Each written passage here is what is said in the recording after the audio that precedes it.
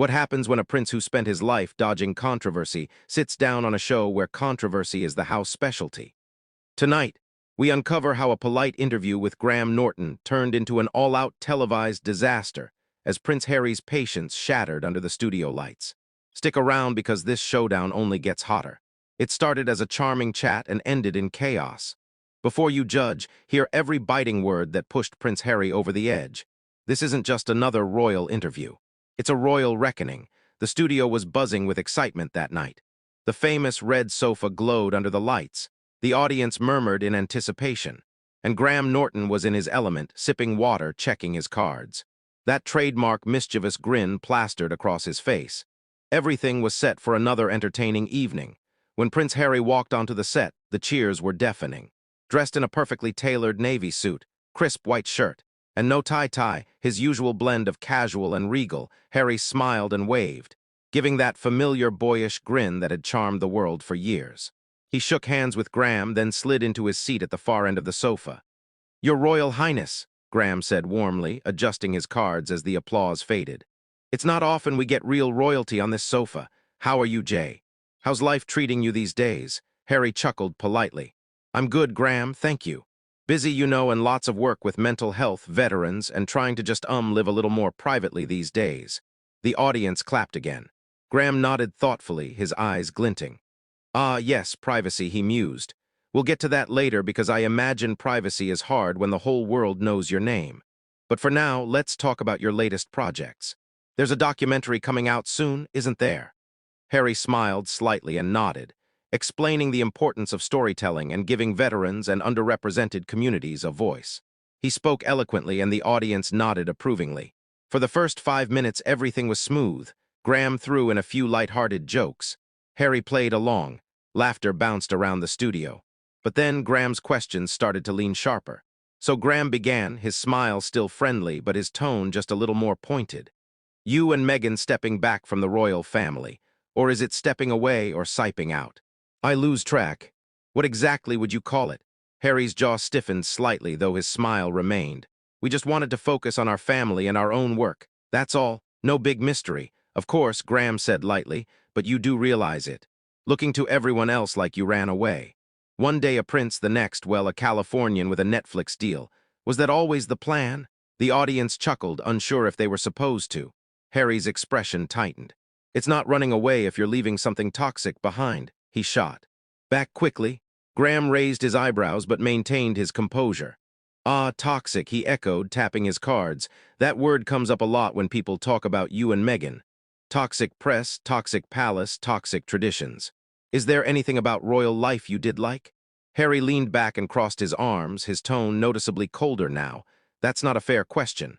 I served my family and my country for years. But when it started hurting the people I love, it was time to go." "Hurting?" Graham pressed, still smiling but with a glint in his eye. "Because of the press or because of the family itself?" Harry's voice dropped half an octave. "Both." The temperature in the room shifted slightly. The audience sensed something building. Graham, unfazed, flipped to his next card. "Well, on that note, let's talk about Meghan. Many people felt she never quite fit in with the royal family. Some even say she knew she wouldn't and went in with an agenda. How do you respond to that?" Harry's smile was gone now. He stared straight at Graham and said very flatly, "That's nonsense and frankly a ridiculous question." Graham gave a little laugh and held up his hands. "No offense intended. I'm just asking what's already out there. These are the things people say." Harry leaned forward slightly. "Maybe people shouldn't say things they know nothing about." A ripple of unease moved through the audience. Graham sensed it too, but he wasn't backing down. Of course," he replied smoothly. "But let's be honest, you moved halfway across the world, cut ties with your family, and yet you still keep popping up on magazine covers and TV screens. If you wanted privacy so badly, why not just fade quietly into the background?" That was the moment Harry's calm veneer began to crack. He let out a short laugh, but it wasn't warm. "You really don't get it, do you?" he said, his voice laced with irritation. Graham tilted his head slightly. "Oh, I think I get it, but I'm curious to hear you explain it." Harry's eyes flashed. "It's not about disappearing. It's about controlling the narrative, telling our story before people like you twist it into something ugly." Graham sat back, fingers steepled. "Ah, so we're the problem." Harry didn't answer. The tension was palpable now. The audience still, the cameras rolling, every pair of eyes locked on the two men as the temperature in the Saudi seemed to rise degree by degree. And this was only the beginning. The audience didn't dare breathe. Even the studio lights seemed hotter now. Harry sat rigid on the famous red sofa, his jaw tense, his knuckles white on the armrest. Graham, by contrast, sat with the relaxed elegance of a man who'd seen 1,000 tense interviews before. But he could sense the powder keg he was sitting next to him onto, and he was striking matches anyway. "Well," Graham said after a beat, his smile almost apologetic, but his eyes glinting with challenge. "You've made it very clear you wanted to control your own story, Harry, but surely you can see how it looks a little contradictory. You asked for privacy, and yet here you are on my show in front of millions of people promoting your book, your documentary, your podcasts. It's all rather public, isn't it?" Harry's lip curled ever so slightly. There's a big difference between telling your own story and letting tabloids lie about it. "Ah," Graham mused, leaning forward slightly. "But doesn't telling your story invite scrutiny? The more you reveal, the more people will analyze. You can't really expect the world to simply accept your version without question, can you?" Harry's eyes narrowed. "You mean your version?" Graham chuckled softly. "I don't have a version, Your Highness. I just have questions." There it was, a flash of red in Harry's cheeks. "And those questions are the same ones people like you have been asking for years. You don't care about answers. You just want a headline," the audience murmured. Graham smiled tightly, steepling his fingers. "All right, then," he said.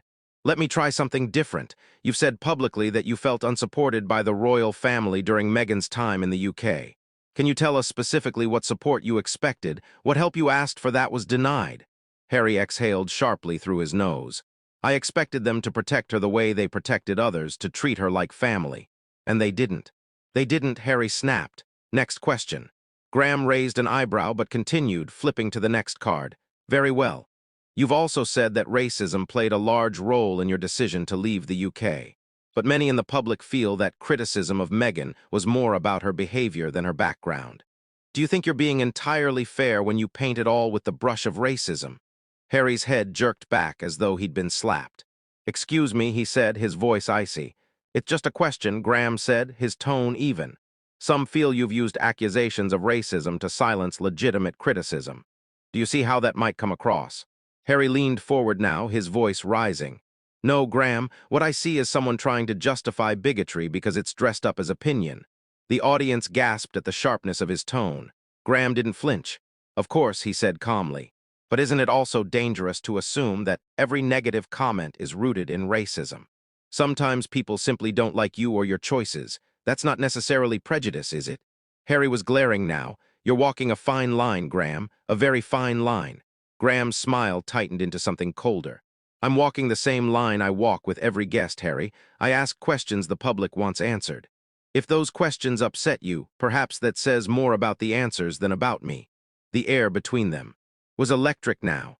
The other guests on the sofa had shrunk into the shadows, visibly uncomfortable. Even the audience, so loud and lively at the beginning, was hushed now, hanging on every syllable. "All right," Graham continued after a long pause. "Let's move on. You've described the royal family as an institution. Some would say that sounds rather impersonal for your own flesh and blood. Do you feel there's still love there, or is it just duty and obligation at this point?"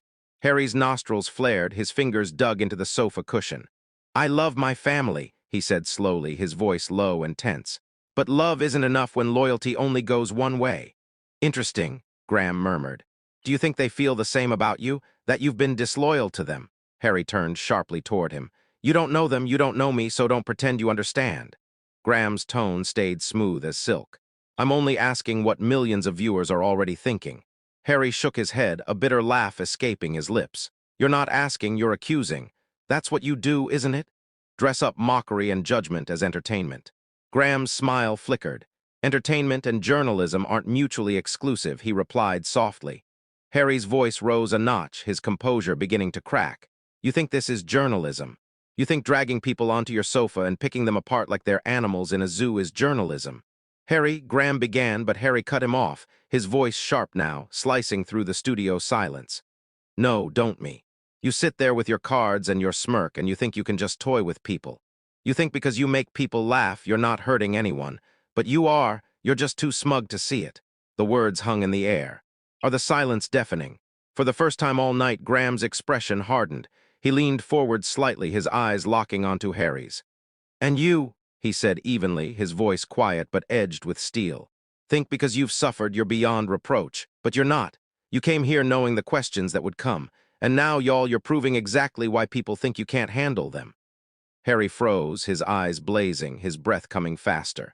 The audience sat in stunned silence, the tension thick enough to cut with a bored knife. Harry's hands trembled slightly in his lap, and for a brief moment it looked like he might walk off right then.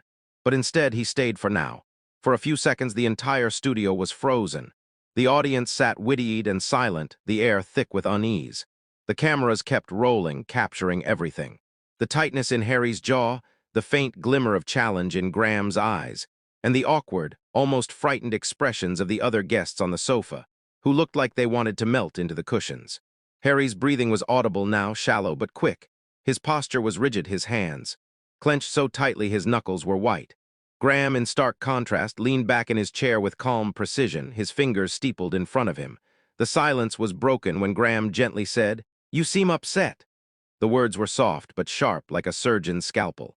Harry's head snapped toward him, his eyes blazing. "Upset? You think this is upset? You sit here, Graham, making veiled jabs at me, at my wife, at my family, and you think I don't notice. You think I don't know exactly what you're doing." Graham's expression didn't change. "And what exactly am I doing? You're turning me into a spectacle," Harry hissed. "That's what you do. That's what this show does. You bring people here, make them feel welcome, then cut them down for sport, all while pretending it's just a bit of harmless fun." Graham tilted his head slightly, his voice still measured. "And you came anyway, knowing all that. Why?" The question seemed to strike Harry like a physical blow. He blinked hard as though trying to compose himself. But the anger didn't fade. "I came because I thought maybe you'd be different." He spat. "Maybe you treat me like a human being, not just another headline." Graham's smile hardened, though it never reached his eyes. "I've treated you exactly like every other guest who sat here. Nothing more, nothing less. You're the one who seems to think the rules shouldn't apply to you." Harry's fist clenched on his knees. "Oh, don't give me that sanctimonious nonsense." He snapped.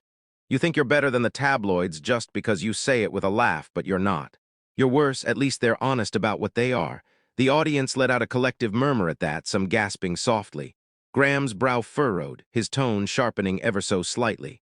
"Worse. You're accusing me of being worse than the papers that hounded your mother to her death. Is that what you're saying?" Harry shot to his feet, his face flushed with rage. "Don't you dare bring my mother into this." He shouted, his voice echoing across the studio. "Don't you dare." Even Graham leaned back slightly at the sudden eruption. The other guests froze, their eyes darting between the two men. "Harry," Graham said after a moment, his voice even but with an unmistakable edge. "You've spent years invoking her name when it suits your narrative, but when someone else does it, suddenly it's off limits. That's a double standard, isn't it?" Harry's chest heaved as he glared down at Graham. "You don't know what you're talking about," he said through gritted teeth. "Then explain it to me," Graham pressed, still seated, still calm. "Help me understand, help the audience understand. You keep saying you want your truth to be heard, so tell it. But don't stand there and dare and accuse everyone of bad faith just because the questions are hard." Harry laughed bitterly, shaking his head. "You think this is about hard questions. You think this is journalism. This is just another circus. You don't care about answers. You don't care about truth. You just care about how many people tune in to watch me squirm." Graham's lips pressed into a thin line, but he didn't look away. "That's an interesting theory," he said quietly. "But the only one making you squirm is you. That was it." Harry's composure finally broke. His voice rose to a near shout, his accent sharper than ever. "You think this is a show, don't you? You think this is all just good fun. You think people's lives, my life, is just entertainment for you to poke at and laugh about. Well, congratulations, Graham. You've gotten what you wanted." He took a step closer to the host's desk, his face twisted with fury. "But let me tell you something. This isn't just some joke. This isn't some game. You're playing with people's lives and you don't even care. You call yourself a host, a journalist, whatever, but you're just another bully with a microphone and an audience." The audience was dead silent now. Not even a cough, not even a whisper, just the faint hum of the studio lights and the sound of Harry's ragged breathing. Graham's eyes narrowed, and for the first time all night, his voice carried a chill that cut through the air. "If that's how you feel, Harry, then perhaps you shouldn't have come because nobody forced you into that chair. You chose to sit there, you chose to speak, and now that the questions don't suit you, you are calling me a bully." Harry leaned across the desk, his voice dropping to a venomous whisper, though the microphone still picked it up clearly. "You don't deserve to sit there. You don't deserve to talk about people like me. You're a parasite. You invite people here just to humiliate them, to make them look small so you can feel big." The words hung in the air, heavy and bitter. Graham didn't flinch, though his jaw tightened. He stood slowly, matching Harry's height, and the two of them locked eyes, neither willing to break. "Maybe," Graham said finally, his voice low but firm, "you should ask yourself why you feel so small in the first place." That was the final spark. Harry slammed his microphone down onto the desk so hard the audience jumped. His voice boomed raw and full of fury. "That's it. I'm done. You think you can drag me and my family through the mud and call it entertainment? You think you're clever. You think you're better than everyone you humiliate up here. Well, you're not. You're pathetic. This whole show is pathetic." He turned to the audience now, gesturing broadly with one arm, "And you lot. You sit here laughing along while he tears people to shreds. Do you feel good about yourselves? Do you?" Nobody answered. Harry turned back to Graham, his voice shaking, with rage but loud enough to fill the room. "You are everything that's wrong with this country, with this world. You dress up cruelty, his wit, and call it a job. Well, you can keep it, Graham, because I won't play your game." And with that, he turned sharply and stormed toward the exit. The cameras followed him as his footsteps echoed against the studio floor, his back straight, his fists still clenched.